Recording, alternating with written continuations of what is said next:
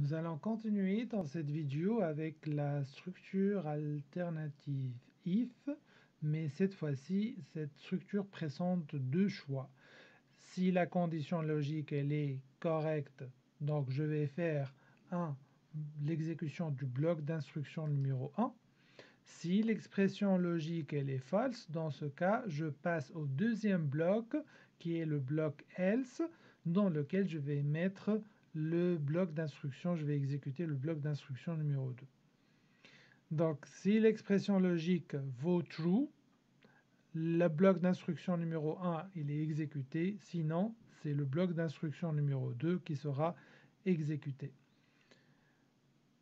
Comme d'habitude, si votre bloc d'instruction contient une seule instruction, vous pouvez ne pas mettre les accolades. Mais comme je vous ai dit tout à l'heure dans l'autre vidéo, je vous recommande fortement de garder les accolades parce que ça permet de délimiter clairement et d'une façon très visible la partie qui sera exécutée si l'expression elle est correcte et la partie qui sera exécutée si l'expression elle n'est pas correcte. Donc l'instruction elle se base sur les deux mots-clés if et else et sur l'expression logique qui va retourner comme d'habitude un booléen. Donc pour bien comprendre cette structure alternative, nous allons reprendre l'exemple de la vidéo précédente et on va calculer le maximum de deux entiers. Donc calculer le maximum de deux entiers.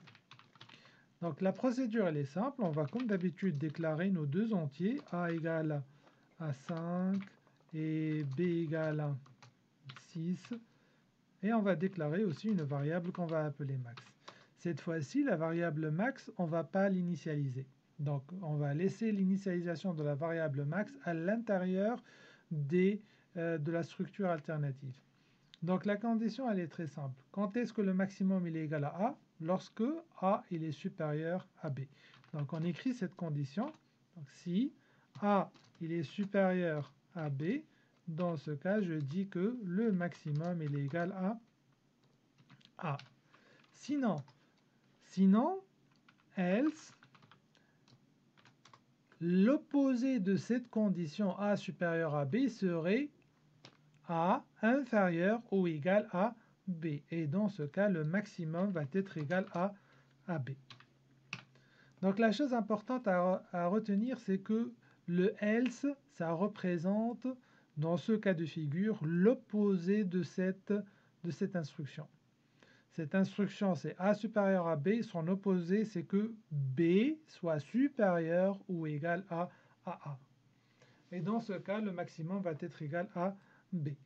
Et dans le cas où cette condition elle est correcte, A supérieur à B, donc dans ce cas, je dis que mon maximum est égal à A. Donc ce petit programme permet de calculer le maximum de deux entiers A et B. Donc on va terminer comme d'habitude par l'affichage de la valeur du maximum, donc println, et on va faire comme d'habitude maximum égal, et je rajoute la valeur de mon max. Donc cette instruction là elle est toujours correcte même si j'ai pas initialisé au départ la valeur de max. Pourquoi? Parce que max sera initialisé soit ici soit dans le bloc else. Et dans cette structure, il y aura toujours un bloc qui sera exécuté. Si ce n'est pas le if, c'est le bloc else qui sera exécuté. Donc en exécutant, nous allons avoir le maximum qui est égal à 6 dans ce cas de figure. Si je change la valeur de A, je mets maxi A égale à 15 et je réexécute, je vais avoir mon maximum qui est égal à 15 dans ce cas-ci. Je vous remercie pour votre attention et on se voit dans la vidéo prochaine.